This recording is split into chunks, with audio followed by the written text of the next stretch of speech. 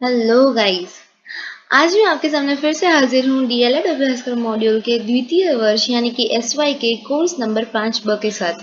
आज हम लोग हिंदी का 5वां चैप्टर यानी कि हिंदी साहित्य के स्वरूप एवं साहित्यकार का चैप्टर देखेंगे और इसमें हम आज देखने जा रहे हैं हिंदी साहित्यकारों के जीवन एवं कवन का परिचय।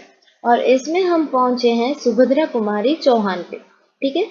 और गाइज हम लोग की जो पिछली वीडियोस हैं जैसे कि तुलसीदास जी पर, मैथिली शरण गुप्त और प्रेमचंद जी, इन सारी की डिस्क्रिप्शन में आपको लिंक मिल जाएगी, तो वहां से आप उसको देख लेना। तो शुरू करते हैं। सबसे पहले है कि सुभद्रा कुमारी चौहान की कुछ लाइनें दी गई है यहाँ पे। बुलंदे हर बोलो कि मुंह हमने सुनी कहानी थी, खूब लड़ी मर्दानी वह तो झांसी वाली रानी थी। सुभद्रा कुमारी ने यदि एकमात्र झांसी वाली रानी काव्य लिखकर अन्य कुछ भी न लिखा हो तो भी वह साहित्यकारों में दैदीप्यमान नक्षत्र की भांति चकाचौंध करती होती। यह जो दो लाइन दी गई है वह झांसी वाली रानी नामक यह इन्होंने एक कविता लिखी है। इनकी यह दो लाइन दी गई है और कहा जाता है कि अगर इन्होंने दूसरी कोई भी कविता या कोई भी रचना ना की होती, सिर्फ यह झांसी वाली रानी काव्य लिखी होती, तो भी यह दैदीप्यमान नक्षत्र की भांति चकाचौंध करती होती। आगे है कि बार बार आती है मुझको मधुर याद बचपन तेरी, गया तू मेरे जीवन की सब से खुशी मेरी। बचपन शीर्षक उन्हीं की यह कविता यद्यपि सरल किंतु भव्य व्यंजक होने के कारण अमर बन गई है। सुभद्रा कुमारी चौहान मूलतः स्वतंत्र संग्राम के दिनों में काव्य लेखन में प्रवृत्त हुई। उन्होंने स्वाधीनता संग्राम में खुलकर भाग लिया था तथा कई बार जेल भी गई थी। परिणाम स्वरूप राष्ट्रीय भाव उनकी कविता का प्रमुख स्वर बन गया था। देखिए, उनकी कविता का प्रमुख स्वर जो था वह है राष्ट्रीय भाव। प्रसिद्ध कविता झांसी की रानी जनता के गले का कंठहार बनी हुई थी। उनकी राष्ट्रीय भावना के कारण अंग्रेज सरकार ने उनकी पुस्तक जब्त कर ली थी, लेकिन सुभद्रा जी नारी नहीं थी, चिंगारी थी। देखिए, सुभद्रा जी नारी नहीं थी, चिंगारी थी। वह तो रुकने वाली कहाँ। दुगुने वेग से काव्य लेखन करने लगी। गेय काव्यों के कारण वह काफी लोकप्रिय भी हुई। गेय काव्य यानी कि आपको पता ही है, जो काव्य गाया जा सकता है उसे गेय काव्य कहते हैं। उन्होंने कहानियां भी लिखी थी, तब भी उनका मूल स्वर राष्ट्रीय चेतना और देश के गौरव का प्रसार करना था। उस युग में मक्खनलाल चतुर्वेदी एक भारतीय आत्मा के उपनाम से राष्ट्रीय भावना से ओतप्रोत काव्य लेखन करते थे। देखिए, उस युग में माखनलाल चतुर्वेदी नामक एक व्यक्ति थे जो एक भारतीय आत्मा के उपनाम से कई वे काव्य लेखन करते थे। ठीक है, उन्होंने कई काव्य रचनाएं की थी। सुभद्रा जी ने भी हिंदी में राष्ट्रीय भावना प्रचार प्रसार करने वाले साहित्य को विशिष्ट स्थान पर पहुंचा दिया। उनका साहित्य इस बात का प्रमाण है कि सरल रूप में कही गई बात कितना गहरा प्रभाव डालती है। ऐसी समर्थ कवयित्री के जीवन कवन का परिचय यहाँ दिया गया है। यानी कि अगर जब भी हमें सुभद्रा कुमारी जी का प्रश्न पूछा जाए, तो हमें एक बात तो निश्चित ही लिखनी है कि वह राष्ट्रीय भावना उनके रोम रोम में थी, ऐसा भी हम लिख सकते हैं। फिर वो राष्ट्रीय चेतना में बहुत ही ज़्यादा आगे थी। राष्ट्रीय चेतना के लिए ही वे सारी की सारी काव्य लेखन करती थी। ऐसी राष्ट्रीय चेतना जो यहाँ राष्ट्रीय भावना है, राष्ट्रीय साहित्य है, ऐसा शब्द वहाँ पे हम लोग को अचूक लिखना ही है। आगे उनका देखते हैं जीवन परिचय। श्रीमती सुभद्रा कुमारी चौहान का जन्म सन 1904 में नाग पंचमी के दिन प्रयाग में हुआ था। 1904 नाग पंचमी और प्रयाग में हुआ था। उनकी 3 बहनें और 2 भाई थे। उनकी प्रारंभिक शिक्षा प्रयाग में अपने पिता ठाकुर रामनाथ सिंह की देख रेख में हुई। देखिए रामनाथ से तो हमें याद रह ही जाएंगे, ठीक है, कि रामनाथ से कोविंद अभी हाल ही के है वो, और उसी के नाम से हमें ये इनके पिता का नाम है वो आसानी से याद रह जाएगा। आगे है कि ठाकुर साहब बड़े शिक्षा प्रेमी व सुशिक्षित थे। सुभद्रा कुमारी का विवाह खंडवा निवासी ठाकुर लक्ष्मण सिंह के साथ हुआ था। वे BALLB, ठीक है, थे। उस समय वे प्रयाग के कास्ट वेस्ट गर्ल्स स्कूल की छात्र थी। देखिए कास्ट वेस्ट गर्ल्स स्कूल की छात्र थी। LLB की परीक्षा उत्तीर्ण करने के बाद ठाकुर लक्ष्मण सिंह जबलपुर चले गए और मक्खनलाल चतुर्वेदी के साथ कर्मवीर पत्रिका का संपादन और असहयोग आंदोलन में योग देने लगे। श्रीमती सुभद्रा कुमारी चौहान भी पति के साथ जबलपुर आ गई और अपने पति के काम में हाथ बटाने लगी। वह भी असहयोग आंदोलन में भाग लेने लगी। इसका प्रभाव उनकी काव्य चेतना पर पड़ा। वह इस बार जेल गई वह कई बार जेल गई। सॉरी, आगे है कि वह राष्ट्र समर्पित नारी थी।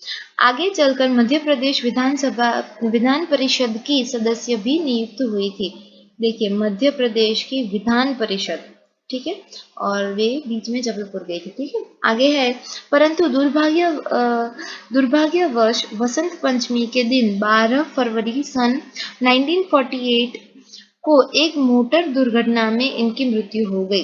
देखिए इनका जन्म जो है वह नाग पंचमी के दिन हुआ था, और इनकी जो मृत्यु है वह कुछ वसंत पंचमी के दिन हुई है, ठीक है। तो हम लोग को याद रखने में थोड़ी आसानी होगी कि देखिए नाग पंचमी को जन्म और वसंत पंचमी को उनकी मृत्यु हुई थी, और वह दिन था 12 फरवरी 1948, ठीक है, और एक मोटर दुर्घटना में उनकी मृत्यु हुई। उनके परिवार में 2 पुत्र और 1 पुत्री थी। आगे है कि बचपन से ही सुभद्रा जी को कविता का शौक था। अपने पिता को भजन गाते सुनकर स्वयं भी गुनगुनाने लगती थी। कास्ट वेस्ट कॉलेज में पढ़ते समय वार्षिक उत्सवों में स्वयं अपनी लिखी हुई कविताएं सुनाया करती थी।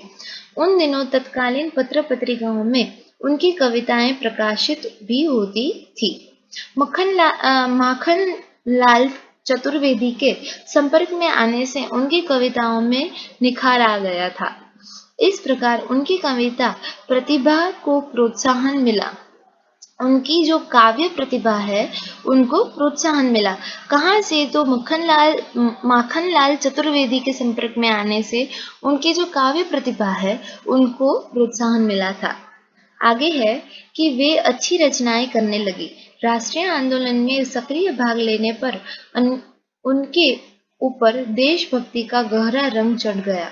इस प्रकार देश सेवा व साहित्य सेवा ही उनके जीवन का उद्देश्य बन गया था। सुभद्रा जी एक ऐसी महिला कवयित्री थी जो दकियानुसी समाज में क्रांति की ज्योत बनकर आई। ज्योत के उजाले में समाज ने करवट बदली तथा अनेक महिला के राष्ट्रीय आंदोलन में शामिल हुई। इस प्रकार सुभद्रा जी एक मिसाल बनकर रह गई। देखिए अब फिर से हम लोग जो ये इनका जीवन परिचय है वह रिपीट कर लेते हैं कि उनका जन्म है वह सन 1904 में नाग पंचमी के दिन प्रयाग में हुआ था। वह 3 बहनें और 2 भाई थे। उनकी प्रारंभिक शिक्षा है वह प्रयाग में हुई, और उनके पिता का नाम था ठाकुर रामनाथ सिंह, ठीक है, और वे बड़े ही शिक्षा प्रेमी और सुशिक्षित भी थे, उनके पिता जो हैं वे। आगे है कि उनका विवाह जो है वह खंडवा निवासी ठाकुर लक्ष्मण सिंह के साथ हुआ था। वे BA LLB थे। आगे है कि जब उसका विवाह हुआ तब वे कास्ट वेस्ट गर्ल्स स्कूल की छात्र थी, और मक्खनलाल चतुर्वेदी के साथ मिलकर ठाकुर रामनाथ सिंह ने कर्मवीर पत्रिका का संपादन और असहयोग आंदोलन में भाग लेने की शुरुआत की।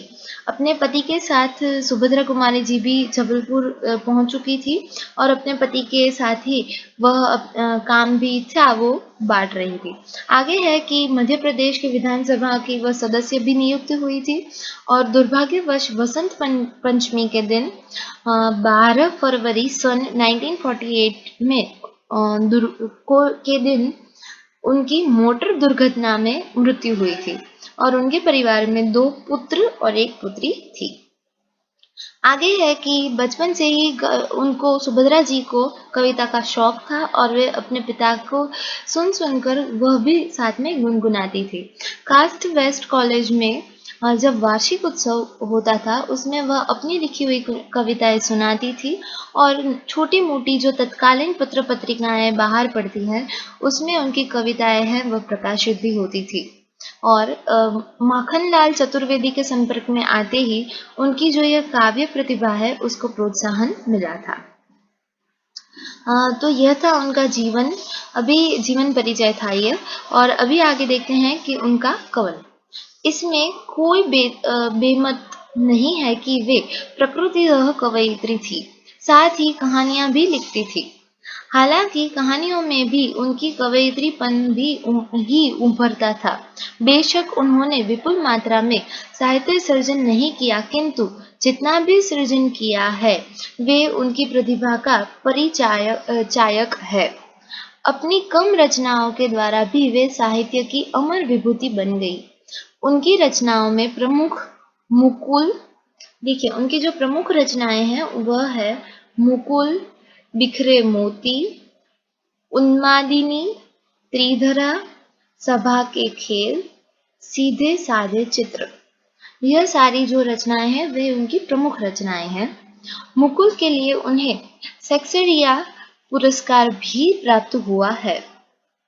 इसमें 39 कविताएं संकलित है, यानी कि जो देखिए ये मुकुल जो रचना है उनकी उसमें 39 कविताओं का संकलन किया गया है।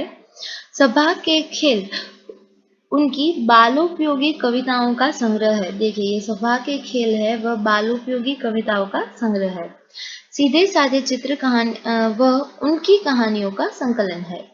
आगे है कि उनकी रचनाओं का प्रमुख विषय श्रृंगार, प्रेम, दीनता तथा देश प्रेम रहे हैं। देखिए उनकी रचनाओं का मुख्य जो विषय है वह है श्रृंगार, प्रेम, दीनता तथा देश प्रेम। नारी जीवन के नैसर्गिक अभिव्यक्ति, पारिवारिक जीवन की अनुभूति, राष्ट्रीय भावना की संगल्पता ही इनकी कविता की मुख्य विशेषताएं हैं। इनकी रचनाओं के मुख्य 3 विषय में वर्गीकृत किए जाते हैं। देखिए ये जो इनकी रचना है उनके 3 विषय प्रमुख हैं जो जिन पर वे रचना करती हैं। सबसे पहला है कि देशभक्ति की रचना, दूसरा है वात्सल्य रस की कविता यानी कि पारिवारिक अनुभूति, और तीसरा है नारी जीवन की नैसर्गिक अभिव्यक्ति। देखिए देशभक्ति की रचना है वह उसमें है कि चमक उठी सन 57 में वह तलवार पुरानी थी, बुलंदे हर बोल में मुँह हमने सुनी कहानी थी, खूब लड़ी मर्दानी वह तो झांसी वाली रानी थी। अभी दूसरा जो है वात्सल्य रस की कविता यानी कि पारिवारिक अनुभूति, उसमें कुछ पंक्तियां हैं कि मैं बचपन तो बुला रही थी, बोल उठी बिटिया मेरी, नंदन वंशी फूल उठी वह छोटी सी कुटिया मेरी। आगे जो तीसरी उनकी रचनाओं का विषय है वह है नारी जीवन की नैसर्गिक अभिव्यक्ति। उनकी चंद पंक्तियां यहाँ पे दी गई है। देखिए कि चरणों पर अर्पित है इसको चाहो तो स्वीकार करो, यह तो वस्तु तुम्हारी ही है, ठुकरा दो या प्यार करो। आगे है कि सुभद्रा जी खड़ी बोली में ही कविताएं लिखती थी। देखिए उनकी बोली कौन सी थी, खड़ी बोली में ही वे कविताएं लिखती थी। इसमें सरल संस्कृत शब्दों के साथ विदेशी भाषा के शब्दों का बड़ा सफलतापूर्वक प्रयोग किया है। भावों के अनुरूप सरल भाषा उनकी विशेषता रही है। देखिए भावों के अनुरूप सरल भाषा उनकी विशेषता रही है। हमें देखिए कौन कौन कैसी कविताएं या काव्य रचना अच्छी लगती है जो हमें समझ में आए। और हमें कैसे समझ में आती है?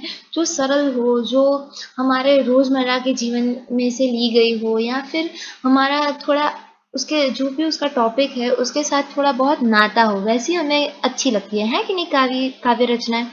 तो यहाँ पे जो सुभद्रा जी है, उनका जो विशेषता, मेन विशेषता, प्रमुख विशेषता है, वह यह है कि भावों के अनुरूप वह सरल भाषा का प्रयोग करती थी। आगे है कि सुभद्रा जी 20वीं सदी की झांसी की रानी है, ऐसा कहना भी अनुचित नहीं है। उनका समस्त जीवन राष्ट्र को समर्पित था। वह राष्ट्रीय भावना की चिंगारी बनकर अवतीर्ण हुई तथा राष्ट्रभाषा में विलीन हो गई।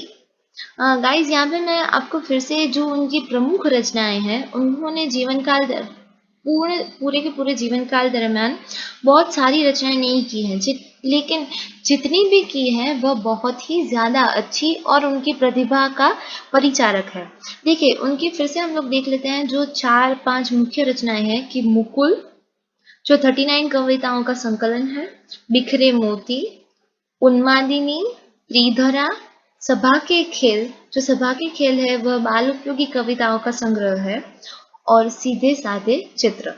ठीक है, यहाँ पे जो 6 रचनाएं दी गई हैं वे उनकी प्रमुख रचनाएं हैं।